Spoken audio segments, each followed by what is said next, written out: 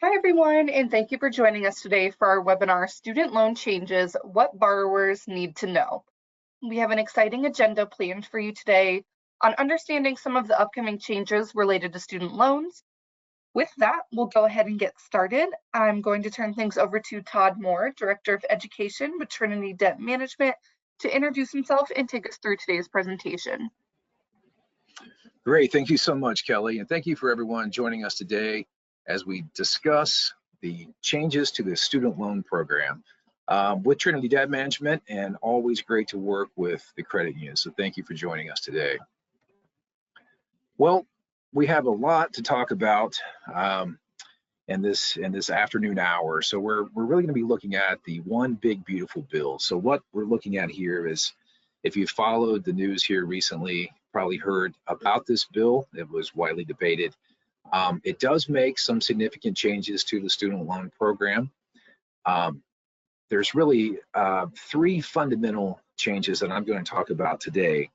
But part of the logic here behind this bill is we've heard a lot about, just rising student loan costs over the years, the expansion of programs, graduate programs as well, and then just whether or not that some of the degrees actually produce results. So there's an entire policy context behind some of these changes, in addition to what Congress argued would be $307 billion in savings through federal savings over the long term of the bill. So a lot packed into these changes, but we're going to look at three fundamental changes today. So the first one is under this new funding mechanism, the One Big Beautiful Bill.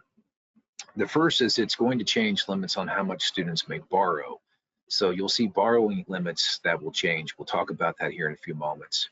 So if you're in the process of thinking, about college, or you have a student, many of our students already have gone through some of the student loan changes, just applying for schools. Those changes don't apply at this time, but you'll start to see that in the future, after 2026, things start to really change. So limits on how much students may borrow. That's our first change under the bill.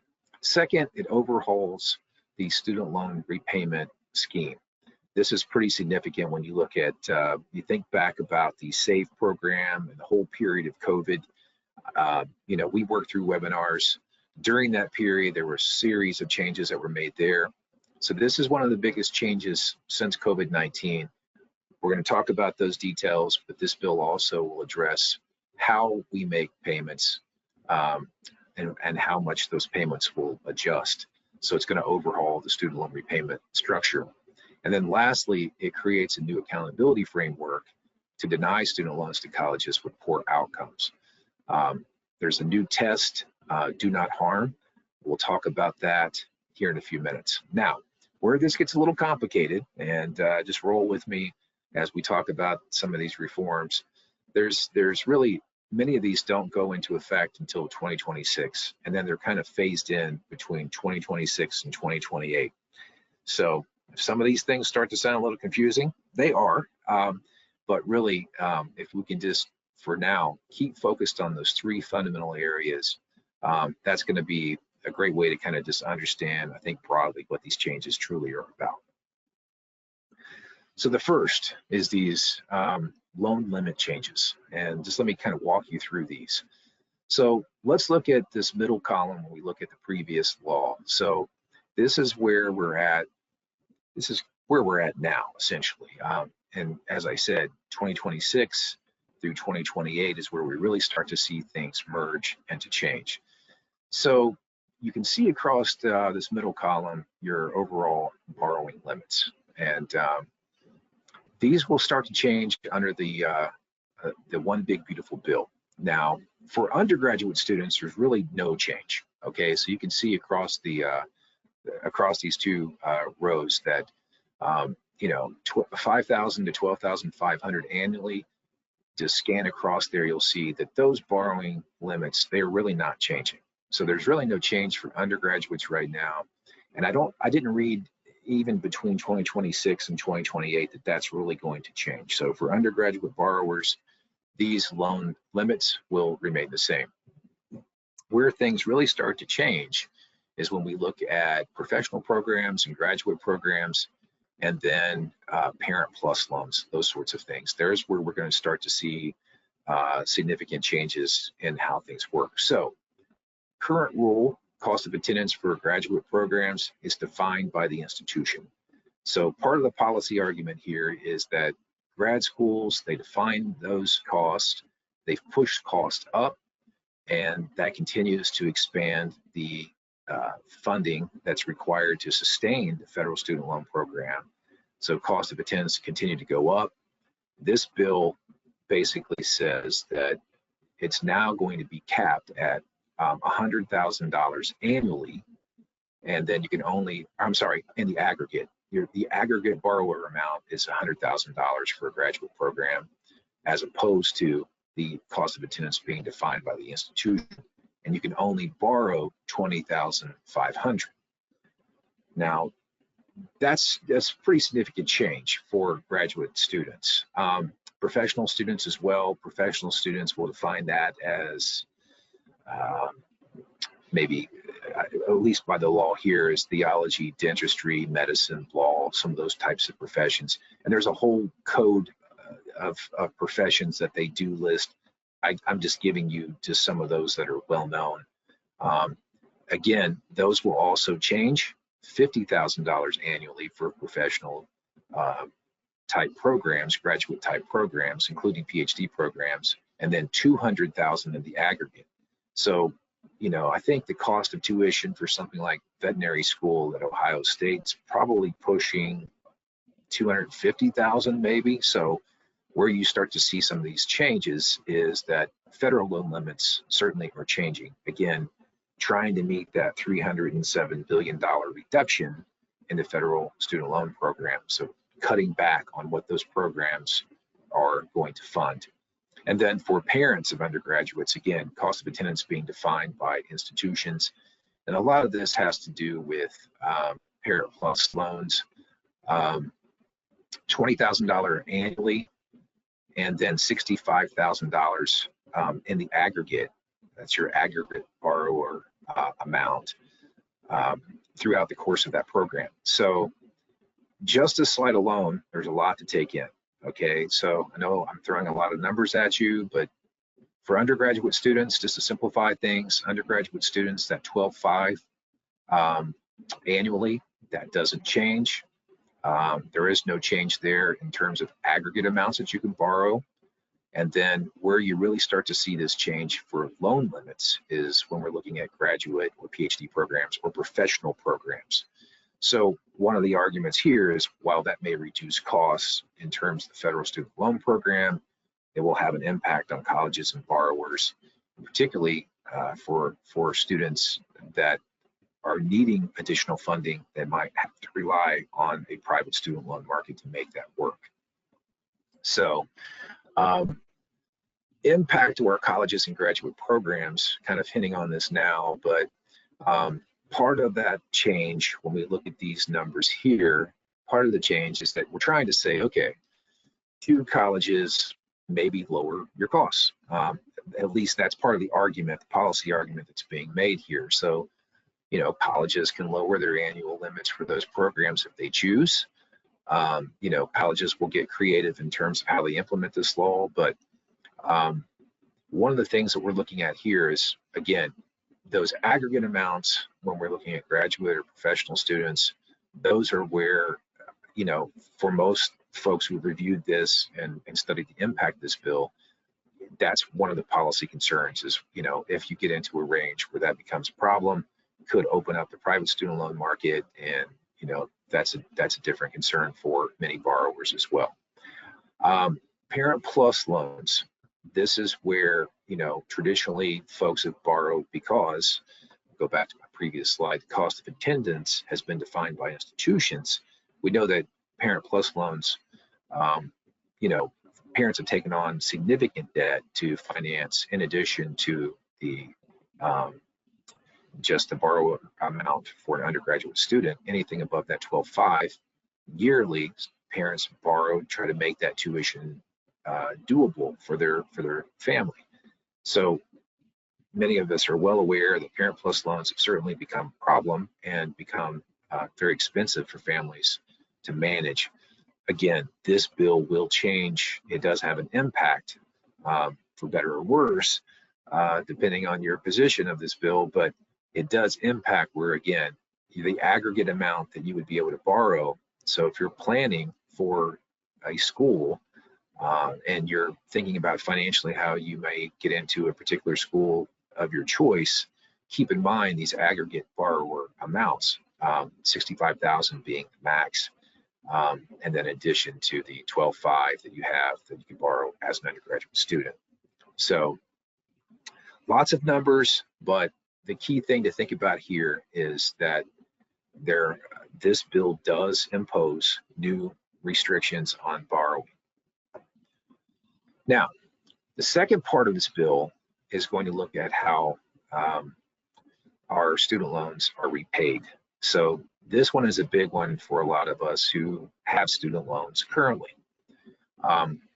Where things get a little tricky, as I said, how it's phased in. So the key dates I want you to kind of think about is really July 1st, 2026, and then as things phase in through July 2028. So as it stands now, the Department of Education, you've probably heard about this, the Department of Education, those functions are changing. Under this bill, the One Big Beautiful Bill, payee income contingent repayment, the SAVE plans, those plans are going to be eliminated by July 2028. So most of us that have had student loan plans during COVID will know a lot about the SAVE plan, Save on a Valuable Education. Part of that plan was to, while COVID was in place, employment's down, SAVE put into place very low repayment amounts, and in many cases even zero or very low limits. Again, this bill addresses the cost of the student loan program and then trying to just look at long-term sustainability of the student loan program. It's going to phase those out by 2028. Now, what does that mean for us as borrowers or for you as a borrower? It's going to mean that our payments are going to go up. So this gives us some time to make some adjustments financially. So we're looking at 2026 is when this really kicks in. So if you're familiar with, pay as you earn, income contingent, SAVE plan, many of those plans that have been around and kind of changed during COVID period, those are going to go away, but they're not going away until 2028. But the first part that you will see that has an impact on repayment and our finances is going to be 2026. At that time, there's really only going to be two repayment plans. This is one of the big changes in this bill, the standard repayment plan and what's called the RAP, or the repayment assistant plan. This income-based graduated plan is kind of built into the RAP, but the two fundamental plans are going to be standard repayment and the repayment assistance plan, which is new. I'll try to walk us through there and make some sense of that. So if you're familiar with the prior standard plan, a standard repayment plan would be a 10-year kind of set plan. Your payment amount for most of us would be unaffordable, in addition to all the different expenses that we have. So the standard plan traditionally has been a 10-year plan. You take your aggregate amount, you divide it over 10 years, and basically that comes up with our payment amount. Very high amount for most folks. Very few folks are going to get a standard plan. Well, under this current bill, things are getting simplified down to these two fundamental plans. The standard plan does change, so it's basically going to be amortized over 10, 25 years, depending on your balance. I'll show you some numbers here in a few moments, but keep in mind that the standard plan, where it was a 10-year plan, it can be extended to 25 years. But it's more based on kind of an amortization schedule. Those payment amounts are not, the math has changed, but it gives you a little bit longer to repay. But basically, that standard plan is one of the two options that you have. So The idea is borrowers who choose to go into the standard plan, they pay the same amount every month, regardless of their income. So if your income goes up, that doesn't matter so long as you're in the standard plan. It'll extend your time frame out, kind of make your payment.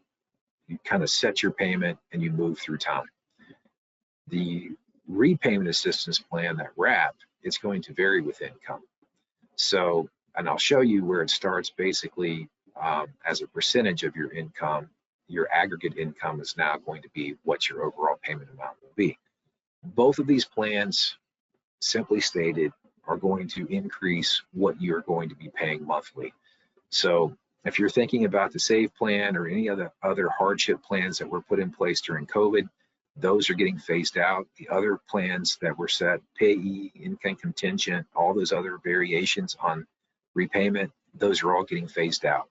Bottom line, 2 payment structures here, and it will have an impact again on what we financially are required to pay under the current plans. So I tried to simplify this down, if we have, someone come out, they're making $57,000, this payment of $237, basically under their career is going, the plan is our career continues to progress, we make more money through time. Under the standard plan, you would make a set payment of $237, you kind of pay that off in 10 years as opposed to paying it off over a longer period of time. So that 237 certainly would be a lot higher than under the SAVE plan.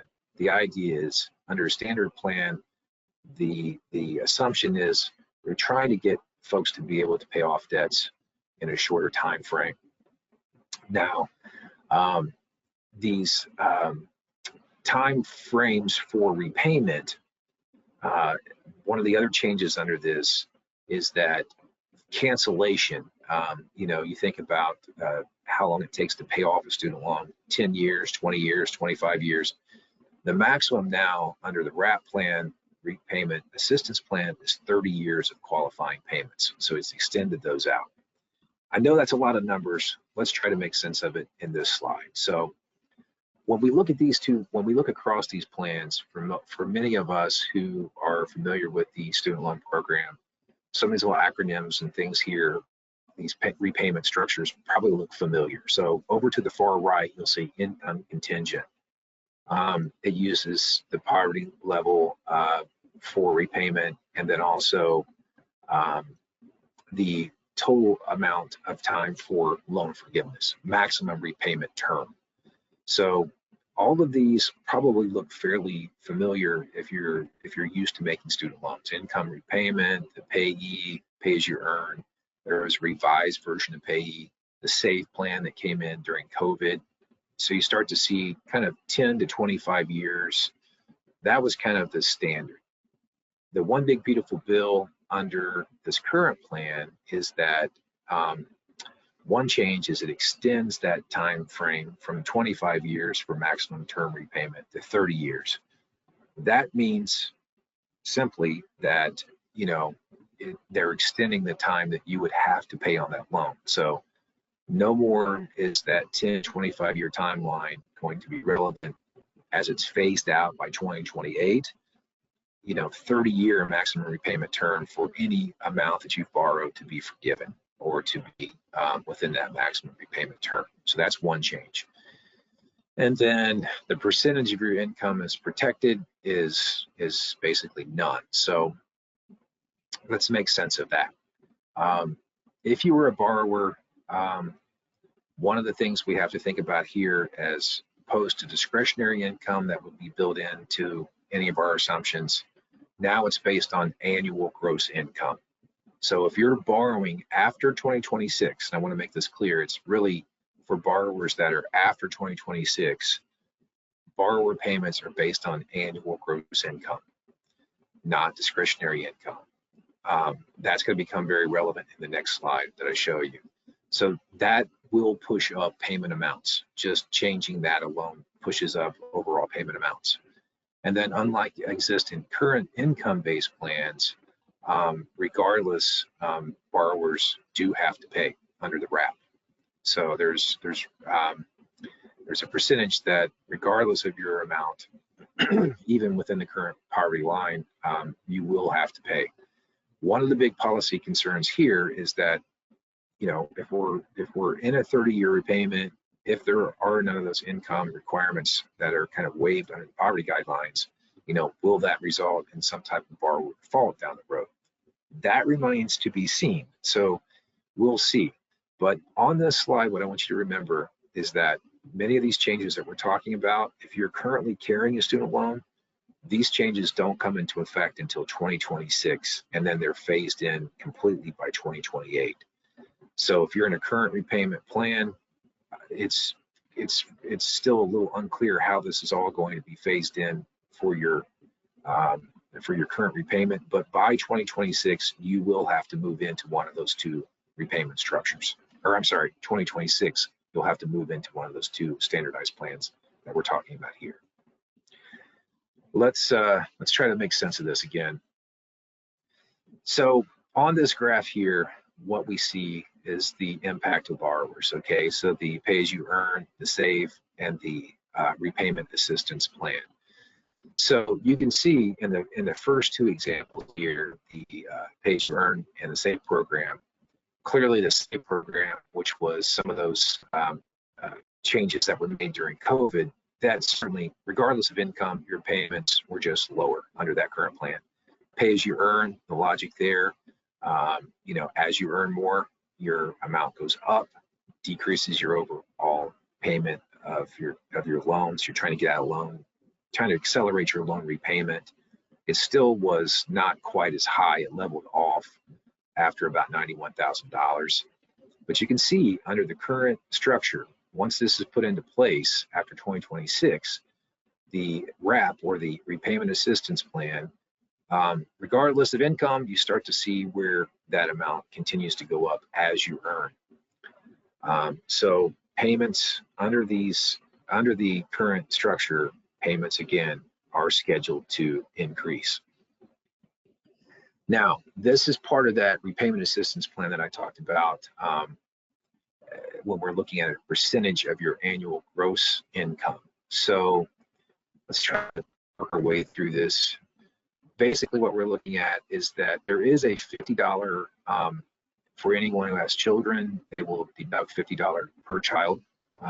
So from your total amount, $50 is deducted out of your payment amount for children.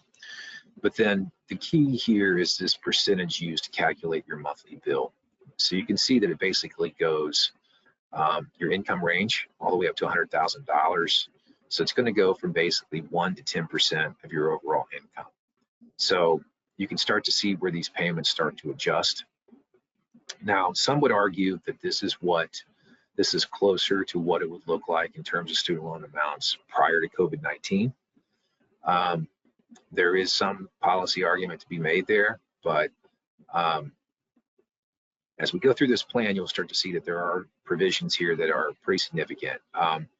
When we look at your income alone, you know, again, your percentage of income is going to be, your payment is pretty straightforward here. If your income range falls within any of these, you'll start to see where that percentage starts to kick in. So if you're at, you know, somewhere in that 50, 60,000 range, 5% of your income, you can assume that your payment's going to be between that 208 and 250 moving forward. And then as your income goes up, 10% of your income is used to calculate your monthly bill. So anything greater than that, again, 10%. So a big impact. You know, this probably is, some of these payments I think are probably closer in line to the SAVE program. But in terms of how this works for a lot of us in the student loan, as student loan borrowers, is that we need to be taking steps now to kind of plan for these potential changes that are going to come. So if you think about, you know, you think about all the other financial obligations that you may have, in addition to maybe wanting to become a homeowner or purchasing a new car or whatever it may be, or carrying debt, it's important now to start thinking how these repayment plans will shift payments coming forward, because percentage of your income, you know, on a 1 to 10% scale is going to be used to determine, your overall payments. So I hope that makes sense. We talked a little bit about this already, but the changes here again, that some of those timelines that we talked about after July 2026, again, many of the dates we talk about throughout the presentation, July 2026 through 2028, that's our key timeline for implementation of this bill. So it's not an immediate impact. It will be phased in. But again, those repayment periods are shifting through time with a maximum under the RAP of 30 years repayment. Now, one of the other changes to this bill is the public student loan forgiveness program. So this gets a little tricky here as well. So borrowers, most of us know that if you work nonprofit sector, traditionally this has been for, folks who work in nonprofit, you have a nonprofit job of some sort. There's been some changes to the public student loan forgiveness program, teachers, others in specific types of professions, healthcare workers, things like that, that would be part of the student loan program.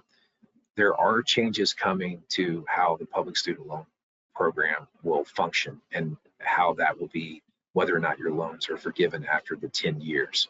So if you're in a standard plan under this current change, if you're in a standard 10-year plan, your payments in the plans, I'm trying to think how I can say this simply. Basically what we're saying is that after 2026, borrowers that take on more than $25,000, you'll have to be involved in or enrolled in the RAP plan to qualify for the public student loan forgiveness program.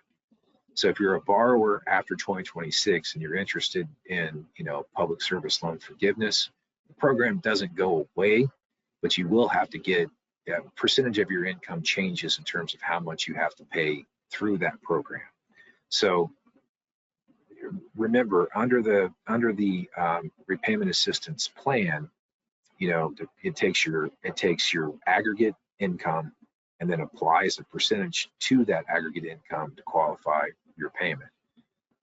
Basically, under this type of program here, public student forgiveness is not entirely going away, but you will have to enroll after 2026 into this plan to be able to continue to have any kind of forgiveness.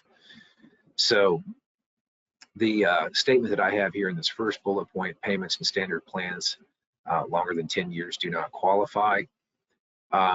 If you are in, again, basically what that's saying is any of those other plans that we have,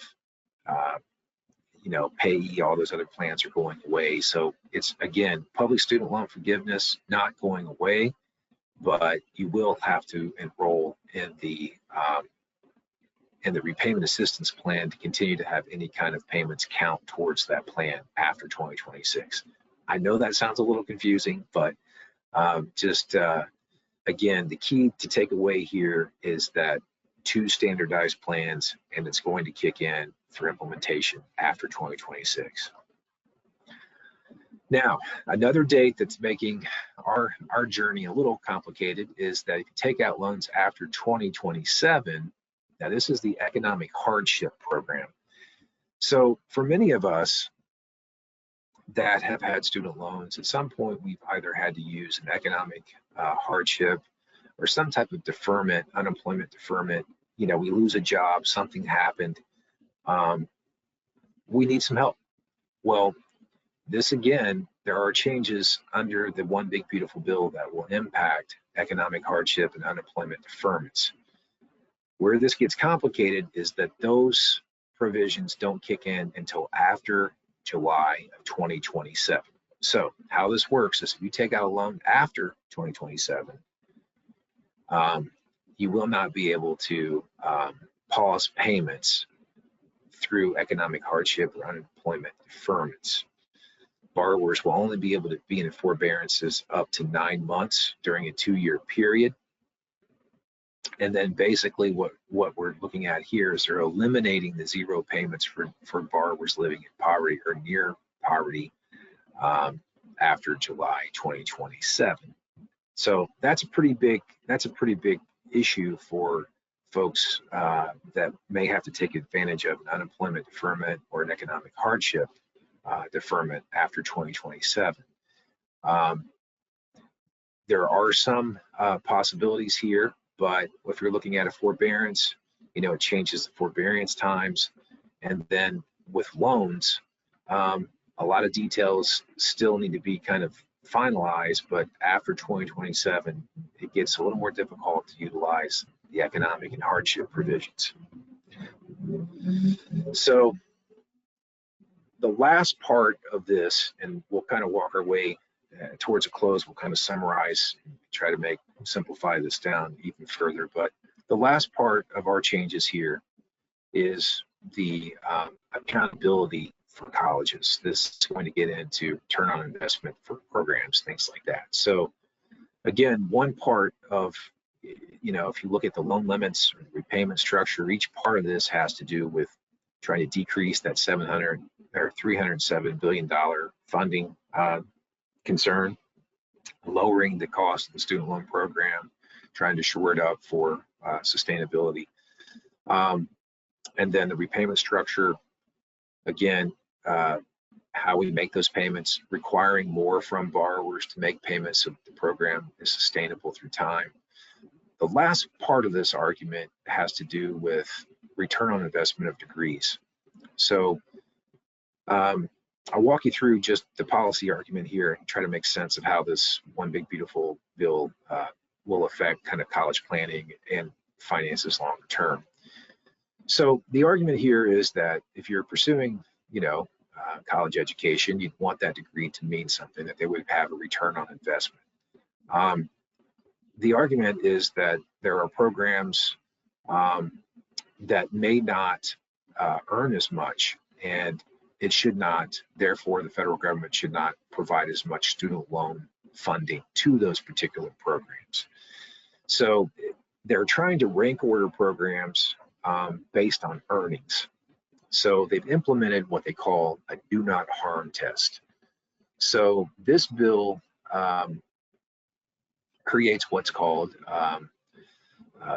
basically a do not harm evaluation, a do not harm test. It looks at the earnings of its graduates. So if you're involved in a program, and whether it's a graduate program, undergraduate program, and in the aggregate, those earnings seem to be too low. So if you're borrowing, $75,000 into a program and you start off in longer term, there's just not as much growth in that area.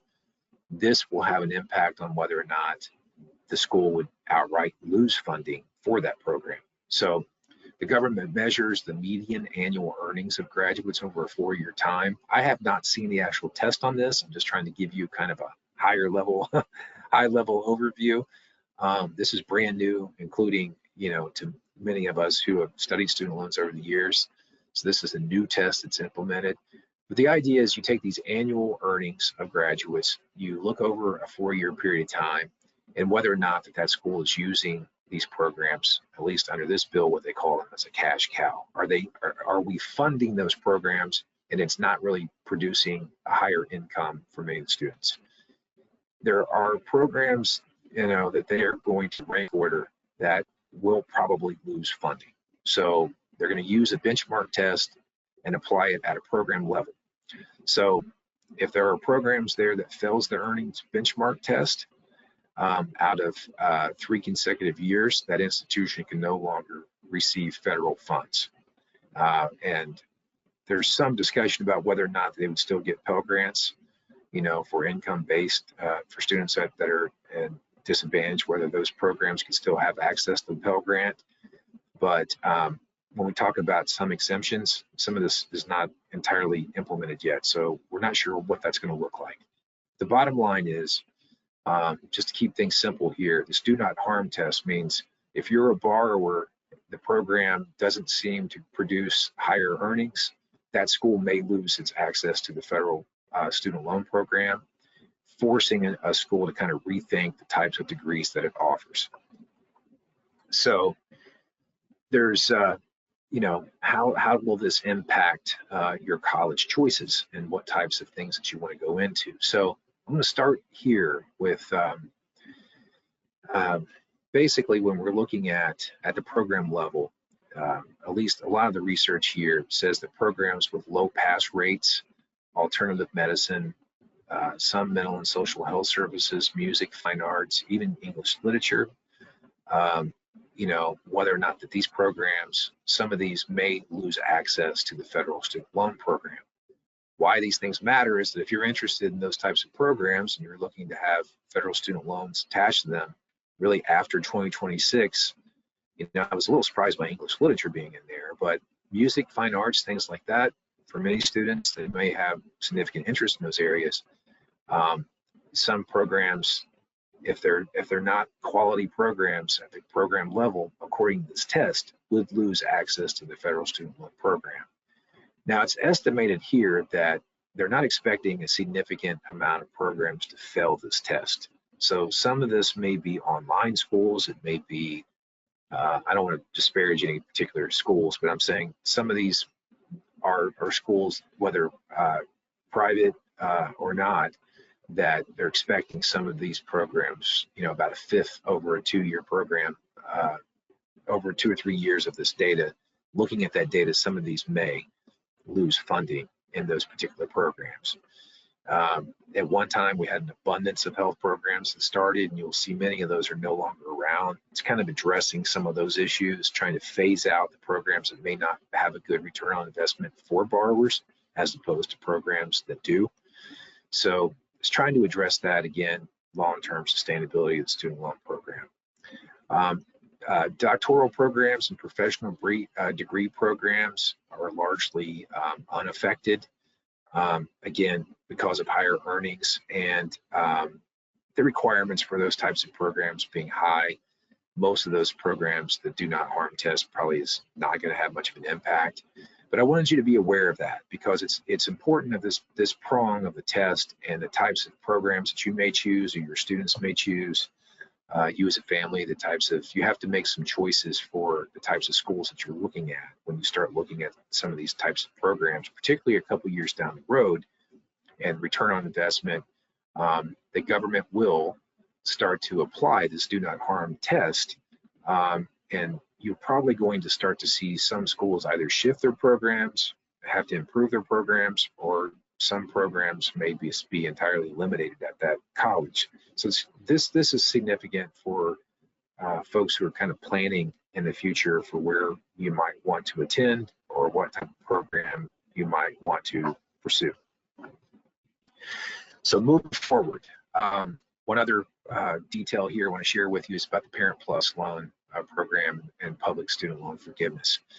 This gets a little murky as well, so I'm going to try to keep it as simple as I possibly can. But basically what's going to be required of you is that currently, you know, if you're a Parent Plus borrower, and many parents are to supplement college expenses, you know, you're in that 10-year monthly, you're looking at, you know, after 10 years, your payments are forgiven under your current rules.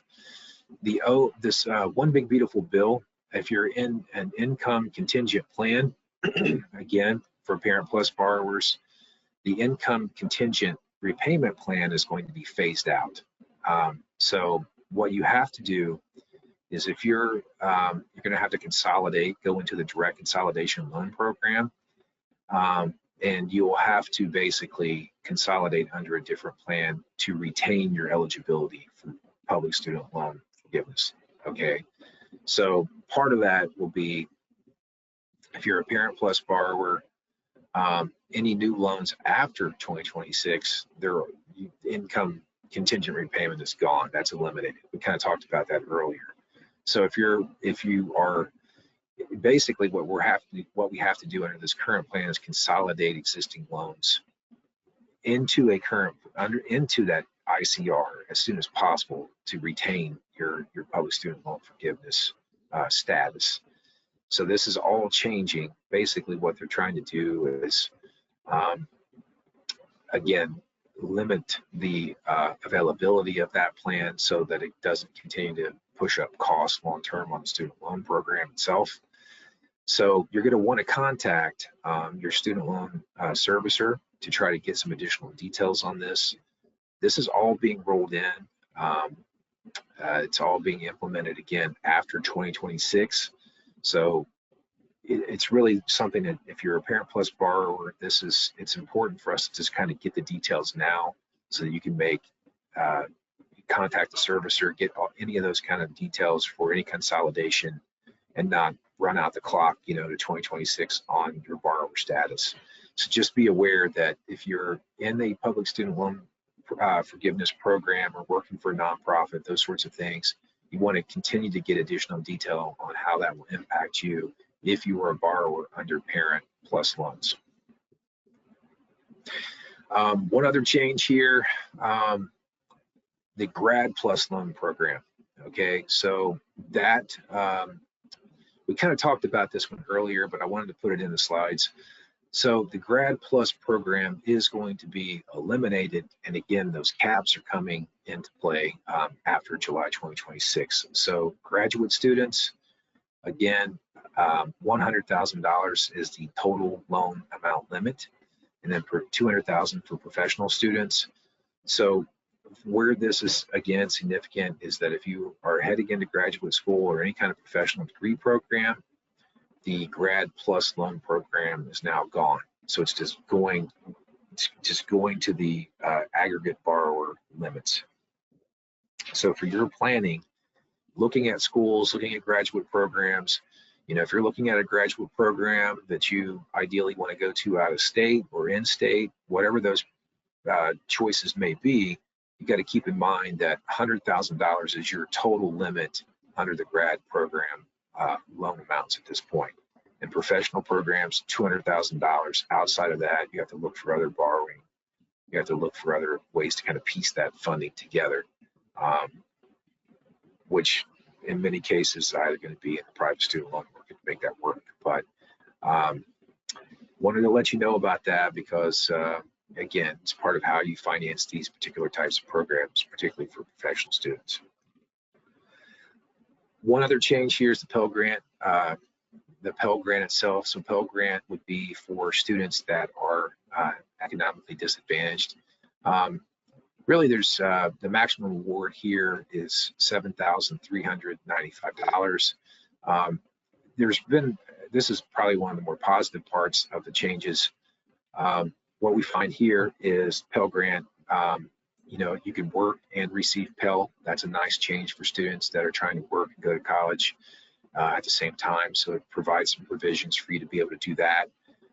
It's also put, it's reserved $10 billion for the Pell Grant program. So the program is remains strong for state-funded institutions, those sorts of things. And then,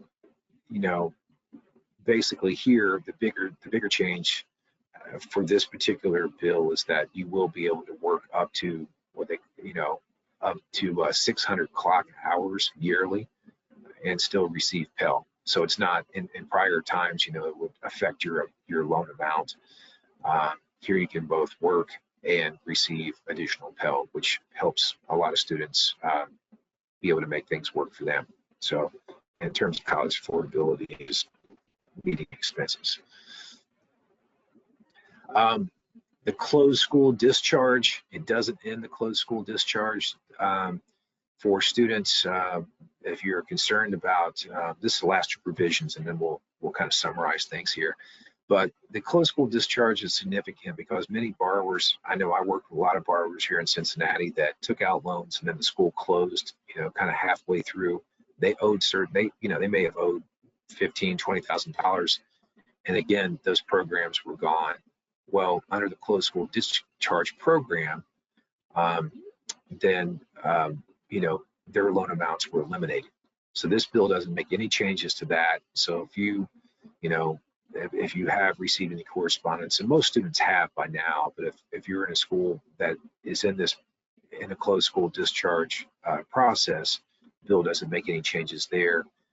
And then for borrowers that are seeking to rehabilitate their loans, maybe you've been in default or just you lost your job and things happen and you're trying to get back into repayment. This bill does have some upside to it at this point because it will allow you 2 times to remove from default. So you can, you know, originally it was you only get 1 shot to rehabilitate your loans. That's it. Under this particular plan, it extends it up to 2 times to recover from default. So trying to help folks, you know, after 2027, you would be able to rehabilitate your loans twice. So, all right. So that is a lot of detail, guys. Basically, what I would like to do now is just kind of run us through a couple of things that I would, you know, want to summarize this and then answer any questions you have. Just to keep things kind of simple here, if you do have questions about these programs, which many of us do, I still do, despite even our presentation today, you know, we do want to reach out and kind of talk to our loan providers, try to get any details on some of these changes. But keep in mind, again, that the key dates here is that implementation of the One Big Beautiful Bill, it doesn't start until after July 2026. So, you know, these changes that we're talking about, they're going to phase in between 2026 and 2028. But, you know, keep in mind that, you know, that income contingent repayment plan, if you're in a Parent Plus loan right now, you want to return, or you want to remain in that program, which I'm certain you do. That's where you want to enroll in a plan to keep that plan in place, so that it continues to count towards public student loan forgiveness. And then, you know, long-term planning for any type of program.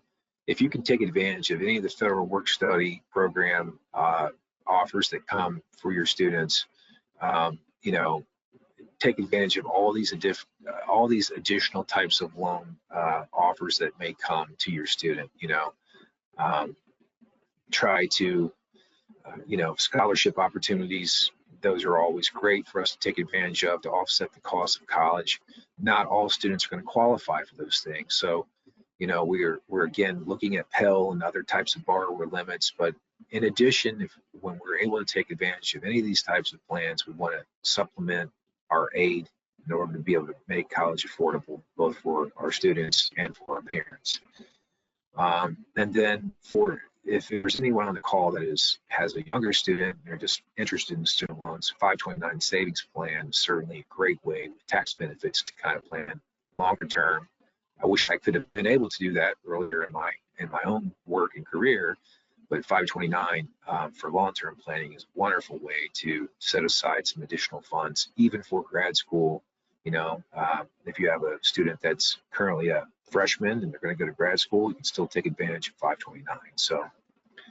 So that really, I think, is our presentation for today. In summary, just a couple quick comments before we take questions.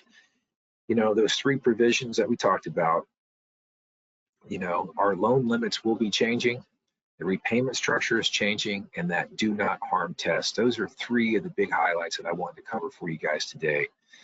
And then just keep in mind the phase in between 2026 and 2028. Covered a lot of ground. Hope that has given you some good information about these changes. And Kelly, I'd be glad to answer any questions that you have now. Yes, all right. As Todd mentioned, we'll now open it up for the Q&A portion of today's webinar. So if you have any questions that you'd like to ask, go ahead and submit that now, and we will get to as many as we can. So our first question, Todd, says, are these changes going to affect current borrowers or only future borrowers? Yeah, I think it affects both. For current borrowers, what you'll see is that, particularly when you're looking at any of those, the big part of that again is that second prong that we talked about, which is the repayment structure. So for current borrowers, if you're in any of those other types of plans after 2026, you know, payee, income contingent, those types of things, all those kind of start to get simplified down or changed into 2 standardized repayment plans, a standard repayment plan and the wrap. So for current borrowers, I don't believe that there is, at least not until 2026, will you see that any of these two plans start to impact your overall payments. So it's really right now, the SAVE plan where you're at, none of these changes, from my understanding, go fully into effect until after 2026, and that's where things start to get, your payments will go up. So if you're in, once those are phased in under the RAP or the standardized payment plans, it's going to be based on aggregate income, so it will affect. And then any borrower after those, after 2026, that's your standard structure, unless Congress comes back in and changes it, or a different administration changes things moving forward. Those changes that we talked about are most, they will be common practice after 2026. So while the law, looks that it has this immediate impact, it actually is phased in. 2026 though is around the corner. So that's when we start to see, that's when we'll start to see those changes for current borrowers take place. So after July 1st of 2026, those two standardized plans, for our purposes, that's when our payment amounts will go up.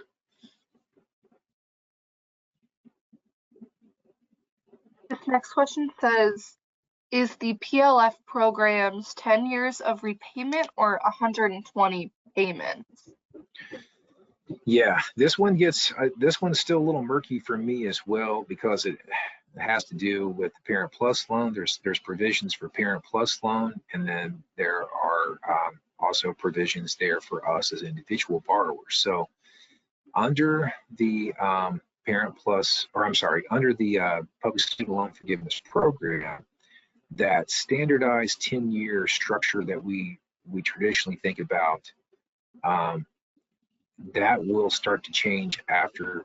If you're a current borrower, I think you remain in your current status towards the 10 years. But anything after that July 2026 date, so a student that may be graduating within a couple years, or a future student that wants to enter into the Public Student Loan Program, that borrower after 2026, that 10 years no longer applies. They've extended that out to, I believe it's a 25-year. I have to go back and look at our notes here.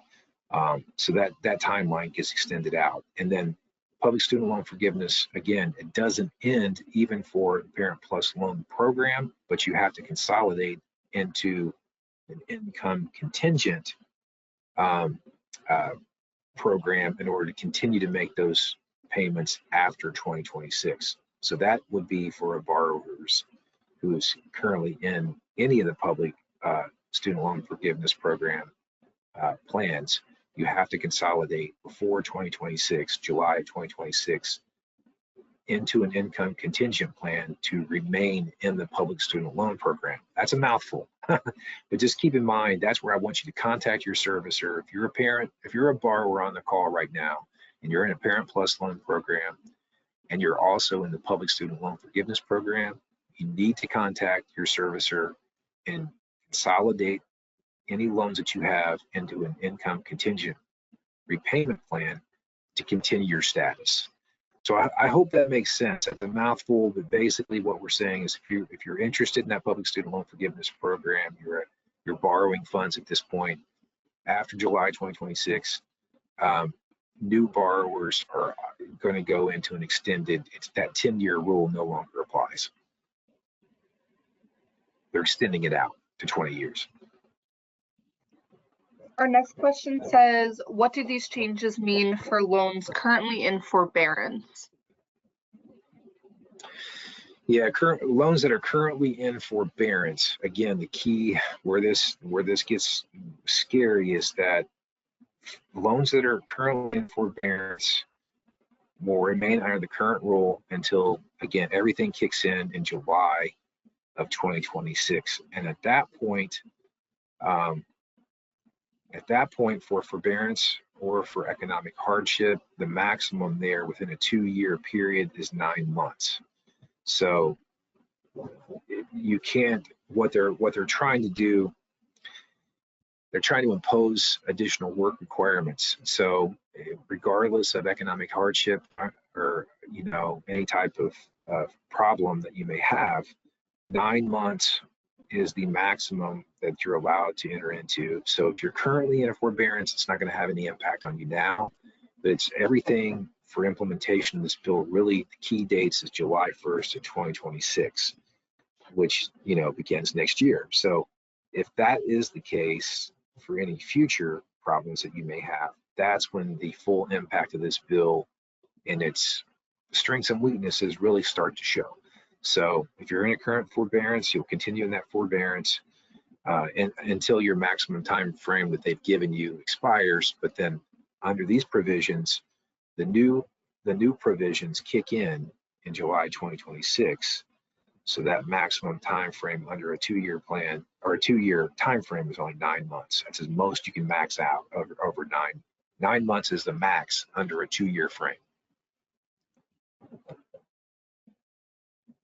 All right, and it looks like that was our last question for today. So if any questions do come up or you'd like to reach out to Todd directly in regard to something you'd like to have answered, his contact information is on the screen. Feel free to reach out to him directly.